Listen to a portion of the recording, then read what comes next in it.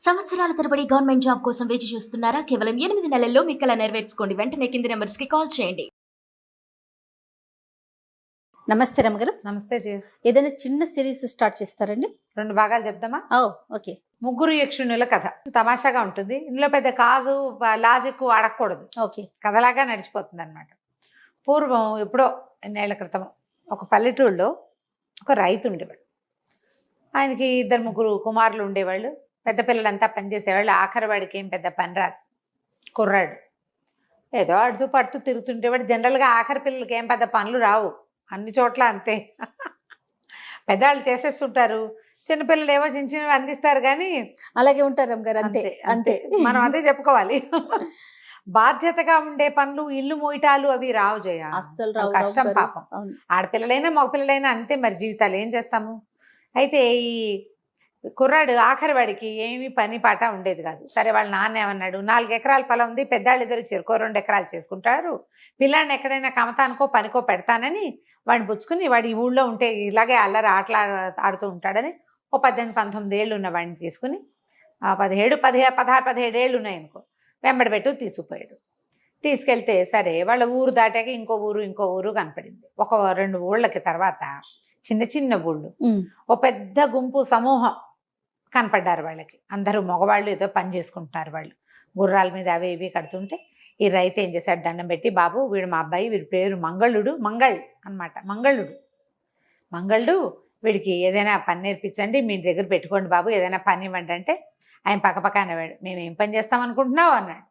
ఏ పని చేసినా బాబు, ఇంట్లో ఉంటే వీడేం పని చేయడు, తిరుగుతూ ఉంటాడు, మీ దగ్గర ఉంటే ఏదో ఒక పని చేస్తాడు, నేను తీసుకొచ్చా, చెప్పిన మాట వింటాడు, ఊరికే అల్లరివాడే కానీ అల్లరి చిల్లరివాడు కాదు, పర్వాలేదు, కాస్త మీ దగ్గర పెట్టుకోండి బాబు అంటే ఆయన పక్కపక్క అన్నవాడు. అలాగేలే, చెప్పిన పని చేయాలి మరి అన్నారు. అంటే సరే చెప్పిన పని చేస్తాడు, ఏదో నెలకింతని వాడి కోసం ₹1 పక్కన పెట్టండి, మీతో పాటే అన్నం పెట్టండి అన్నాడు.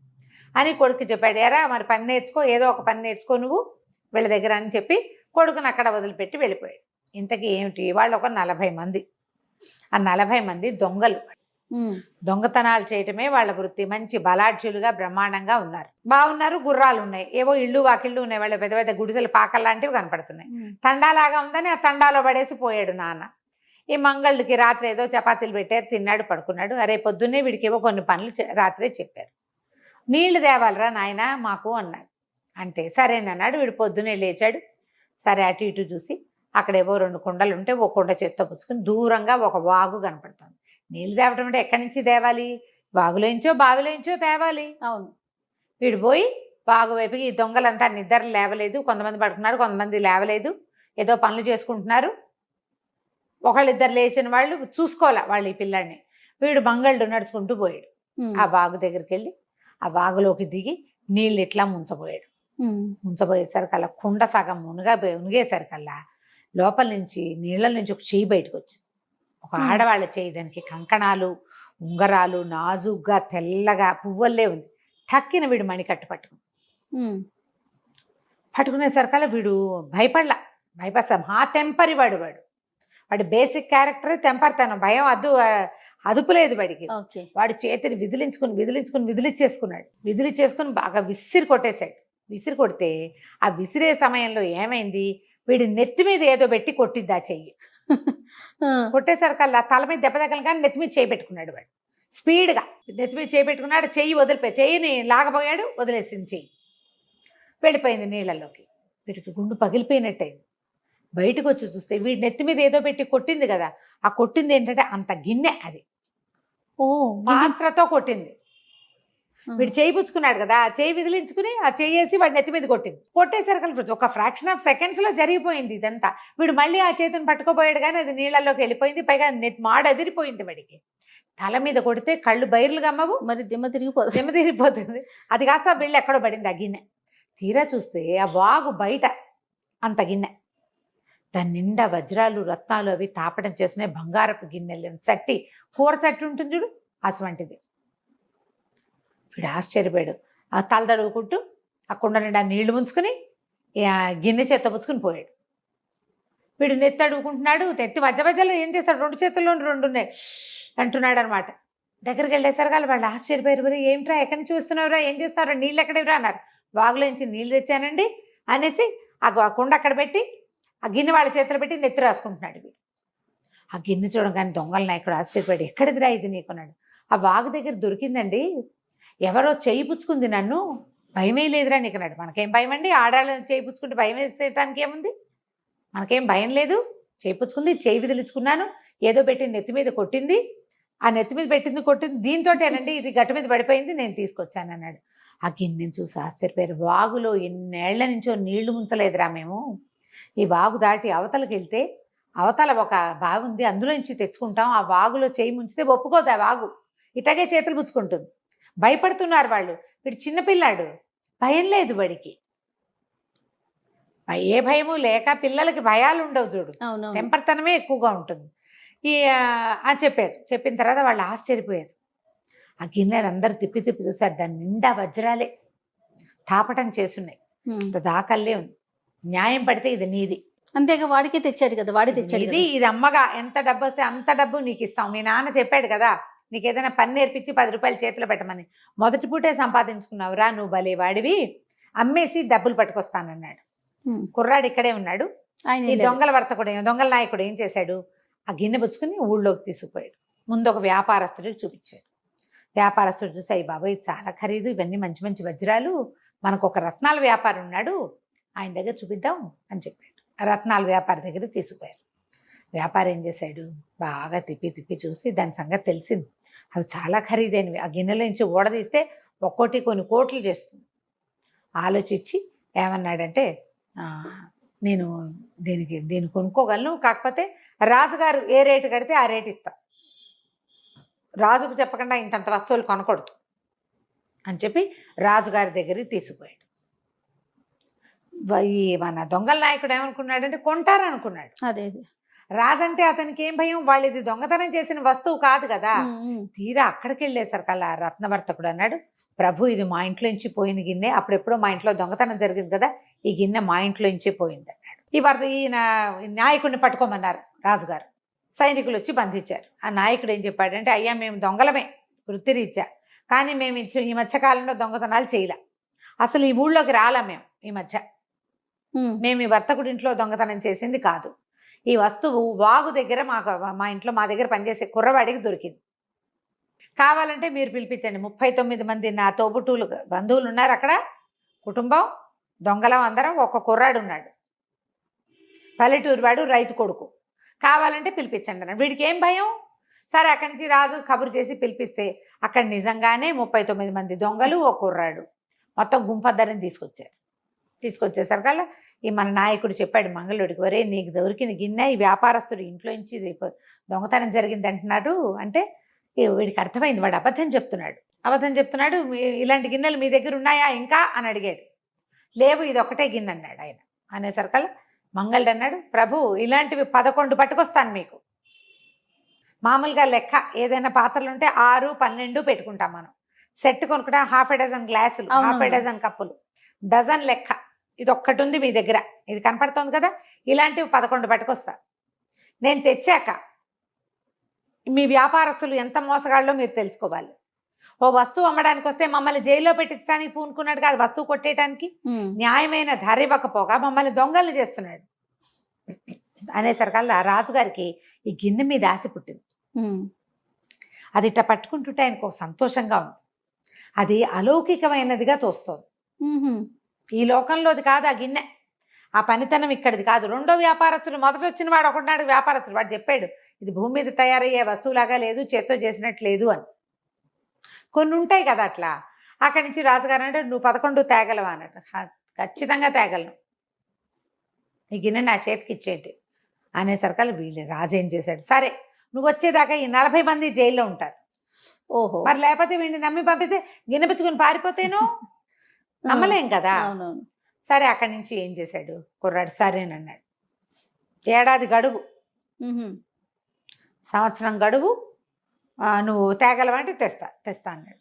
తెస్తా అనేసరికల్లా రాజుగారు ఒక గుర్రం తెప్పించి ఇచ్చారు కుర్రాడికి. వాడికేమొచ్చు గుర్రపు స్వారీ, వెళ్తాడు అంతే గుర్రం మీద ఎక్కి. సరే ఏం చేశాడు, అన్నా మీరేం కంగారు పడకండి, నేను తెస్తా, ఎక్కడ దొరికితే అక్కడికి వెళ్తా, ఇదేం మనం కొట్టుకొచ్చింది కాదు, ఆ వాగులో పడొచ్చింది, ఆ వాగు వెనకాల పడే వెళ్తా అని చెప్పాడు. చెప్పి సరేనండి వాళ్ళ 40 మందిని అరెస్ట్ చేసి పారేశారు. మంగళుడు ఏం చేశాడు, ఆ గుర్రం వేసుకుని ఏదో 2 రోజులకి, ఒక రోజుకి సరిపడా రొట్టెలు అవి మూట కట్టుకుని మెల్లిగా ఈ వాగు వెంబడి గుర్రం వేసుకుని బయలుదేరాడు. వాడికి చల్ అంటాను రాదు, టిక్కు టక్కుని వెళ్తాడు అంతే. అంతే. రైతు కూరాడు, చిన్నపిల్లాడు కూడా కదా, వాడు ఇంకా యంగ్స్టర్ కదా. అలా వెళ్ళగా ఆ వాగు ఏ ఊళ్ళో స్టార్ట్ అవుతుందో ఆ ఊరు చేరాక ఆ ఊళ్ళో ఏం చేశాడు, ఒక పేదరాజు పెద్దమ్మ ఇంటికి పోయాడు. వీడి దగ్గర ఏముంది, తెచ్చుకుని రొట్టెలు అయిపోయినాయి, మధ్యలో ఏదో కాయా కసురు తిన్నాడు, మధ్యలో దారిలో దొరికింది. పేదరాజు పెద్దమ్మ దగ్గరికి వెళ్ళి ఏదో ఒక పావలా ఇచ్చి భోజనానికి కూర్చున్నాడు. అన్నం తిన్నాక అడిగాడు, ఏంటి మీ ఊళ్ళో సంగతులు, ఈ ఊళ్ళో విశేషాలు. పెద్దమ్మలకైతే తెలుస్తుంది కదా, ఆ ఊళ్ళలో తెలిసేవి మరి, పుట్టకోళ్ళ అమ్మలకి పేదరాజు పెద్దమ్మలకి తెలుస్తాయి.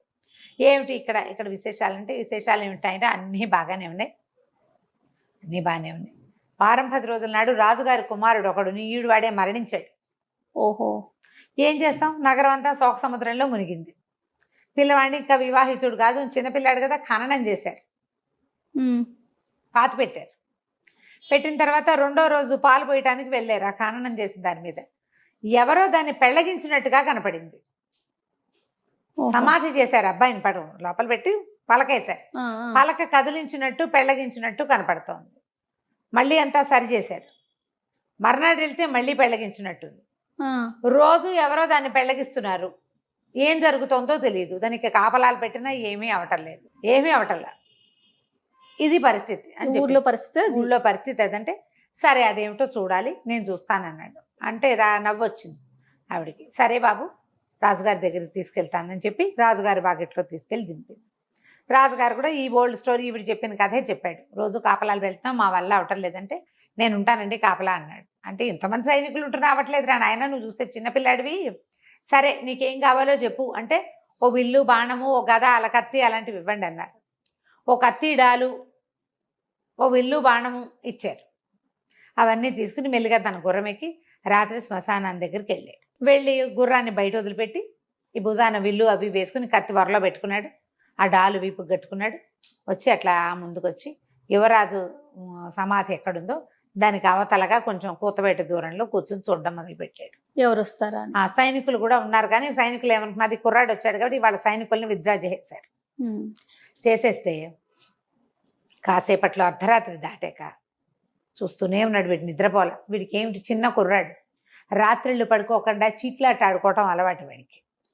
వాడికి ఎందుకు నిద్ర వస్తుంది, ఏదైనా కాలక్షేపం ఉంటే కుర్రాళ్ళకి అసలు నిద్రే రాదు. మెలకుగా కూర్చుని ఉన్నాడు. 1 గంట అలా అయ్యేసరికల్లా 3 పావురాలు వచ్చి వాళ్ళని, ఇక్కడ పావురాలే కదా అనుకుంటారు. వీడు పావురాలే కదా అనుకోలే. పావురాలు ఎందుకు వాళ్ళని, రాత్రిపూట పావురాలు ఎందుకు వస్తాయి అసలు, రాత్రిళ్ళు ఏ పక్షి అయినా వస్తుందా, అసలు కదలదు కదా. పైగా అది గుట్రు అంటూ ఉంటుంది పావురం. అది గుట్టు అందు ఏమీ అంటల్లా. 3 పావురాలు నిశ్శబ్దంగా వాలే వచ్చి ఒక 3 నిమిషాలు 5 నిమిషాలు చూసేసరికల్లా ఈ 3 పావురాలు 3 యక్షకన్యలుగా మారిపోయింది. మారి ఏం చేసినాయి, ఒక ఎర్రటి తుండుగుడ్డ పరిచారు వాళ్ళు. ఒక కర్ర తీసుకున్నారు. కర్ర ఉంది ఇంత వాళ్ళ చేతిలో. ఆ కర్ర పెట్టి తవ్వటం కాదు, సింపుల్గా చేసేసారు.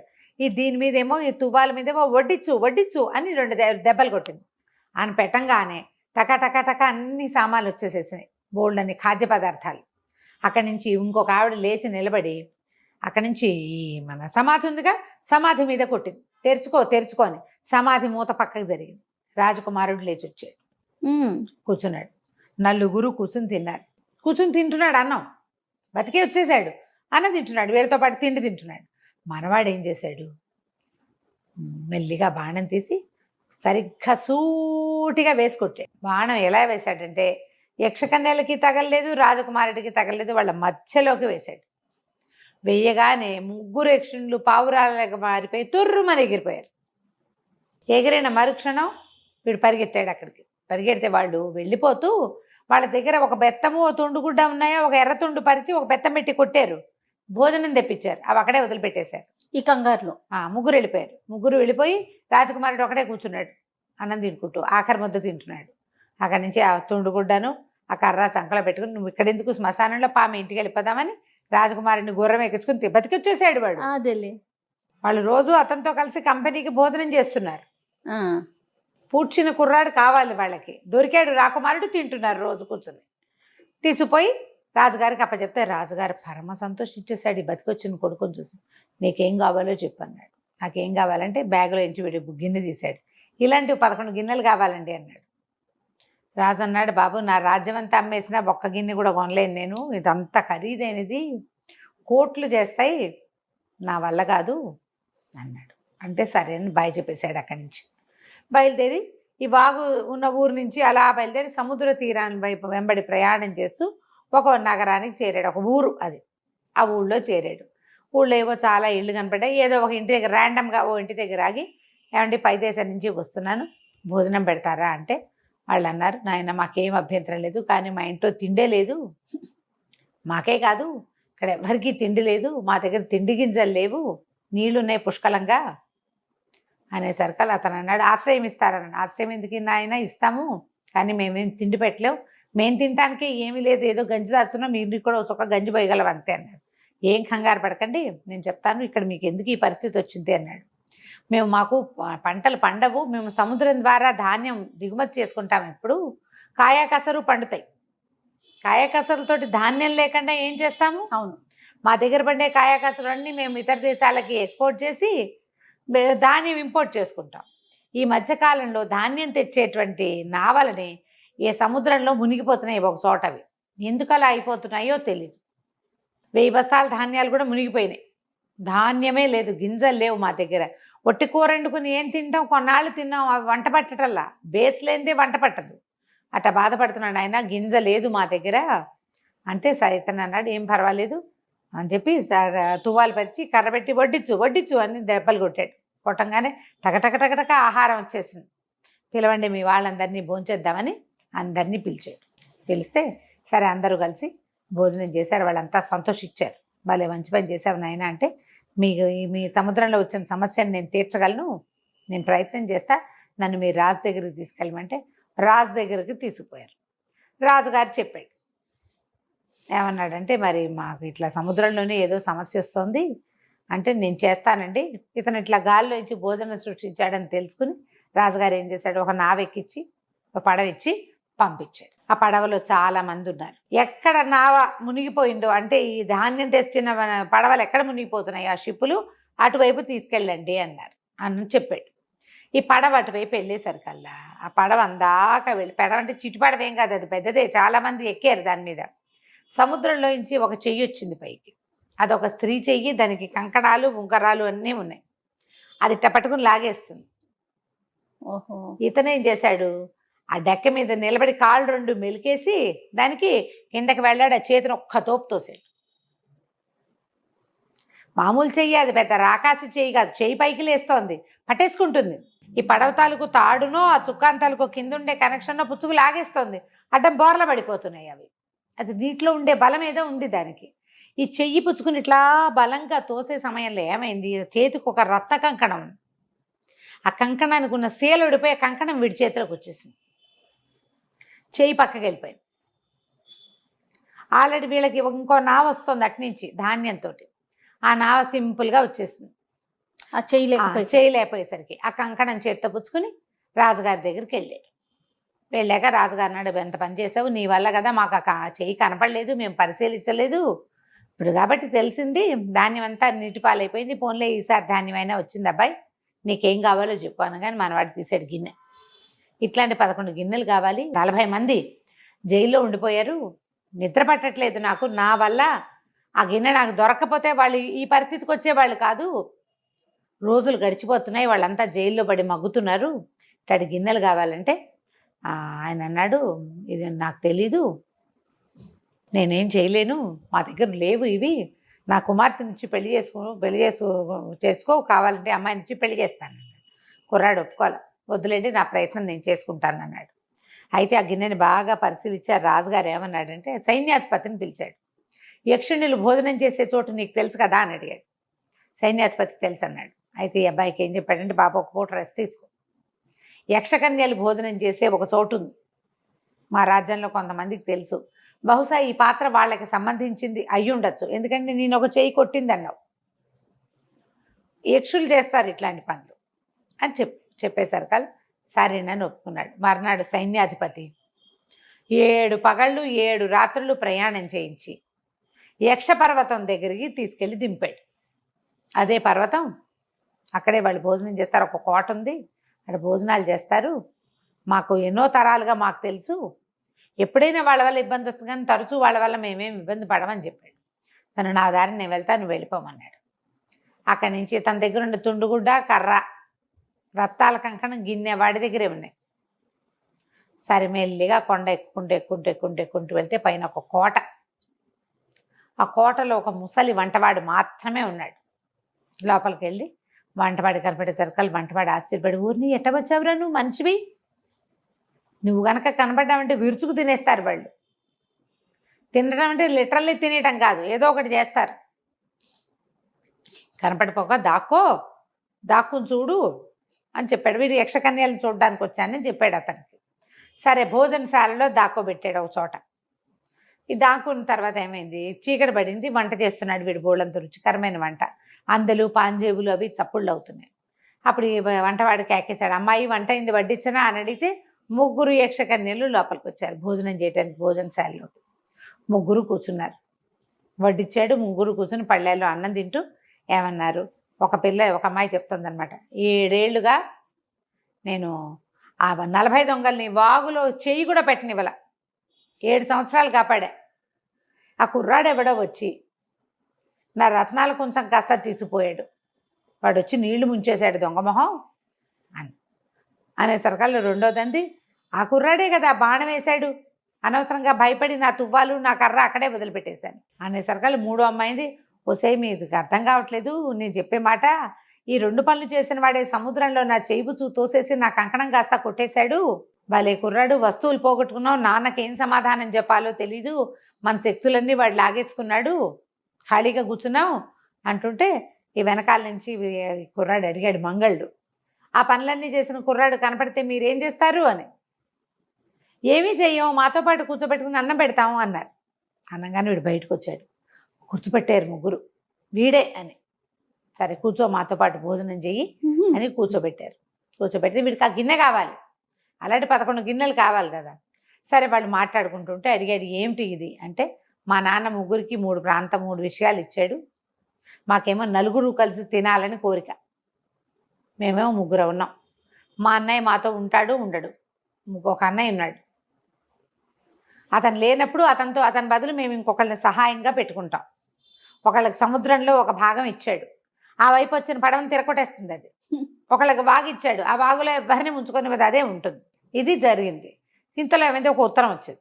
ఉత్తరం వచ్చేసరికి ఆ ఉత్తరం ఎవరు రాశారు, యక్షరాజైన వీళ్ళ నాన్న.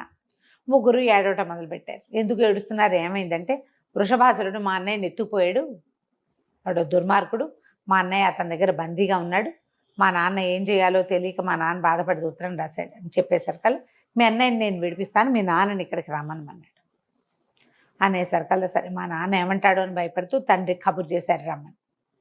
కబురు చేసేసరికల్లా ఆయన వచ్చి, ఇదేంటి మానవ కుర్రకుంక, వీడిని ఎవరినో ఎందుకు తెచ్చారు, ఇక్కడ ఎందుకు తీసుకొచ్చారు అంటే, అప్పుడు వీళ్ళు ఈ 3 వస్తువులు ఇతని దగ్గరే ఉన్నాయని, ఇతను వచ్చాడని, వృషభాసురుని వీడేం సంపాదిస్తాడు కుర్రకుంక వీడు రాక్షసుడు, వీడేమో కుర్రకుంక, వీడేం చేస్తాడు, చిన్నపిల్లాడిలాగా ఉన్నాడంటే, అట్లా కాదు, ప్రయత్నం చేయండి నాతోటి, మీ వల్ల కాదు, వృషభాసురుడు అంటే మీకు భయం, నేను ప్రయత్నం చేస్తాను, నాకేం భయం లేదు, వీడి బలం వల్ల భయం లేకపోవటమే. సరే అక్కడి నుంచి ఈయన ఏం చేశాడు, సైన్యాధిపతిని ఎవరినో కేకేసి ఒక మంచి గుర్రం తెప్పించాడు, ఒక కత్తిడాలు ఇచ్చారు, ఒక గది ఇచ్చారు. ఆ గుర్రం మీద ఒక ఎగిరి కూర్చున్నాడు. వీడు ఇన్ని రోజుల నుంచి గుర్రం తోలి ఉన్నాడు, ఆ స్వారీ వచ్చేసింది వాడికి. ఈయనకి అనిపించింది వీడు ఏదో పని చేస్తాడు నిజంగానే. వీడు కాస్త వీళ్ళు ఆ గుర్రంతో పాటు గుర్రం తీసుకుపోతుంది ఆటోమేటిక్గా. ఆ వృషభాసురుడు ఎక్కడున్నాడో ఆ కోట దగ్గరికి తీసుకెళ్ళి తలుపు కొట్టాడు. వృషభాసురుడు ఉన్నాడంటే వాళ్ళు అక్కడున్న 2 రాక్షసులు, ఏమిటి నువ్వు ఎవడివి, వృషభాసురుడిని చూస్తేనే గుండె పగిలి చస్తావు నువ్వు, పొమ్మన్నారు. వీడేం చేశాడు, ఒక ఎగిరి గుర్రం మీద నుంచి ఆ కత్తి పుచ్చుకుని 2 మీదకి దూకాడు. చెరుకోసారి కత్తితోటి మిరకాయలు కోసేసి 2 ద్వారం లోపలికి పడేశాడు. పడేసరికి ఇక్కడ ఏదో సందడి అవుతుందని ఆ వృషభాసురుడు అన్నవాడు బయటకు వచ్చాడు. తరిగిన తలకాయలు కనబడేసరికి వాడు ఎవడరా, నా ద్వారపాలకుని చంపిన వాడు ఎవడు అని పరిగెత్తుకుంటూ బయటకు వచ్చాడు. వచ్చేసరికల్లా సరే వీడు అన్నాడు, నీ దగ్గర యక్షరాజకుమారుడు అని వాడు మాకు ఇచ్చే. అంటే నేను ఇవ్వను, యక్షులతోటి పని చేయించుకోవడానికి వాడు నాకు కావాలి, సుకుమారమైన పనులన్నీ యక్షులే చేస్తారు, నాకు కావాల్సిందేనన్నాడు. కాదు, అప్పుడు మన ఇద్దరం ద్వంద్వ యుద్ధం చేద్దామన్నాడు. వాడేమో ఏకంగా 8 అడుగులు ఉన్నాడు, వీడు 5.5 అడుగుల అబ్బాయి. వాడు ఏం యుద్ధం చేస్తారు? కాకపోతే వీడికి ఏమిటి, వాడిట మీదకొస్తే తప్పుకునే తెలివి ఉంది వీడికి. వాడు పరిగెత్తుకొచ్చినప్పుడల్లా వీడు తప్పుకుని అంటాడు, ఏమిటి పిల్లాట్లాడతావు, సరిగ్గా యుద్ధం చేయటం రాదా నీకు అంటాడు.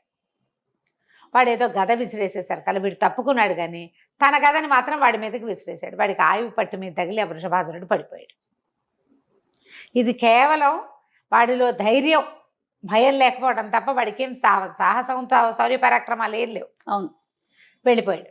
లోపలికి వెళ్ళి ఏం చేశాడు, ఆ రాజకుమారుడు వెతికితే ఆ కోటంతా ఎవ్వరూ లేరు. అంతా వజ్రాలు, మణులు, మాణిక్యాలు, బంగారంతో నిండిన గోడలు, వాకిట్లో 2 ద్వారపాలకులు, లోపల ఆ రాక్షసుడు. వాడు చచ్చిపోయాడు, ఎవ్వరు లేరు. ఒక చెరసాలలో ఉన్నాడు ఈ రాజకుమారుడు. తను పరిగెత్తుకుంటూ వెళ్ళి రాజకుమారుడిని ఊడదీసి బయటికి తీసుకొచ్చాడు. తను గుర్రం ఎక్కించుకుని పద వెళ్ళిపోదామంటే, సరే నువ్వెవరు ఏంటి అని కనుక్కుని యక్షరాకుమారుడు ఏమన్నాడు, మా నాన్నని మా చివరి చెల్లెల్ని పెళ్లి చేసుకుంటానని ఆయన వేలుకున్న ఉంగరం ఇవ్వమని అడుగు. మా చెల్లెలు నీ పక్కన ఉంటే నీ మొత్తం జీవితం అంతా పండగే. ఆ ఉంగరం ఉన్నవాడికి ఎక్కువ బలం ఉంటుంది. నువ్వు అడుగు, నన్ను రక్షించావు కాబట్టి ఆ 2 అడిగి తీసుకోమన్నాడు. సరే వీళ్ళు ఇద్దరు కలిసి వెళ్ళిపోయారు. ఆ 3 యక్షకన్యలు తండ్రి ఉన్న చోటుకి వెళ్ళారు. మాసేపు మాట్లాడుకున్నాక నీకేం కావాలో అడగమంటే, ఇతను మీ అమ్మాయిని ఇచ్చి పెళ్లి చేయండి, మీ వేలుకున్న ఉంగరం ఇచ్చేయండి అన్నాడు. అంటే ఆ ఉంగరం వీడి దగ్గర ఉంటే ఆ యక్షరాజు ఏమీ చేయడు వాడిని. వాడు ఆయువు అయ్యేదాకా యక్షుల వల్ల వాడికి భయం ఉండదు అనమాట. కొన్నాళ్ళు పోయాక నా పిల్ల నాకు కావాలనిపించింది అనుకో, ఆయనకి పిల్లని తీసుకెళ్తాడు. ఉంగరం ఉండటం వల్ల వీడికి ఏం జరగదు. ఓహో. అందుకని అబ్బాయి చెప్పాడు అనమాట. అక్కడి నుంచి సరే అమ్మాయి అమ్మ కూడా ఒప్పుకుంది. ఈ కుర్రాడు యక్షరాజకుమార్తెను పెళ్లి చేసుకుని ఆ ఉంగరం వేలికి పెట్టుకుని ఇలాంటి 11 పాత్రలు కావాలని అడిగి మొత్తం 12 పాత్రలు పుచ్చుకుని ఆ భార్యతో సహా గుర్రం ఎక్కి వచ్చేసాడు. ఈ ఊరు వచ్చేసరికల్లా ఆఖరి రోజు, సంవత్సరం అయింది అప్పటికి. ఇతను బయలుదేరి వీళ్ళని 40 మంది దొంగల్ని ఉరిదీయబోతున్నారు. తను పరిగెత్తుకుంటూ వెళ్ళి ఊరు ఆపించి రాజుగారికి చెప్పాడు. 12 గిన్నెలు పేర్చాడు. మీ వ్యాపారస్తుని పిలవండి ఒకసారి అంటే పిలిపించారు. వ్యాపారిని పిలిపిస్తే ఈ 12 గిన్నెల్లో మీ గిన్నె ఏదో గుర్తుపట్టండి అని అడిగితే, ఎట్లా గుర్తుపడతాడు, ఆ గిన్నె అసలు అతనిది కాదు కదా. వ్యాపారస్తుడిని నమ్ముతాడు రాజు, ఎందుకంటే వాళ్ళ ఇంట్లో వాళ్ళ దేశంలోనే చాలా సంవత్సరాలుగా ఉన్నారు కాబట్టి. దొంగల్ని నమ్మరు సహజంగా. మేము దొంగలమని ఒప్పుకున్నాం కదా, వస్తువు తెచ్చినవాడు దొంగ ఎప్పుడు కూడా. దాంతో కుర్రాడు అన్నాడు, చూసారా వీళ్ళు ఎంత అన్యాయంగా ప్రవర్తిస్తున్నారు, మరి వీళ్ళని ఏదైనా శిక్షించండి, మా అన్నయ్యని వదిలిపెట్టండి అంటే 40 మంది దొంగల్ని వదిలిపెట్టారు. రాజుగారికి సంతానం లేదు. ఆయన ఏమన్నాడంటే, ఇట్లా యక్షకుమార్తెని తీసుకొచ్చావు, నాకు నచ్చిన ఒక గిన్నెని 12 గిన్నెలు చేసావు, నువ్వే యువరాజుగా ఉండు, నా తదనంతరం రాజ్యం తీసుకుందు కానీ తన దగ్గరే అట్టు పెట్టుకున్నాడు. మంగళుడు వాళ్ళ అమ్మని నాన్నని కూడా తన దగ్గరికి తెచ్చుకున్నాడు. కలకాలం ఆ రాజ్యానికి రాజుగా ఉన్నాడు. వాడి జీవనం తర్వాత, వాడి మరణం తర్వాత వాడి భార్య యక్షలోకానికి వెళ్ళిపోయింది. కథ కంచికి మనం ఇంటికి. నమస్తే రమ్య గారు. నమస్తే.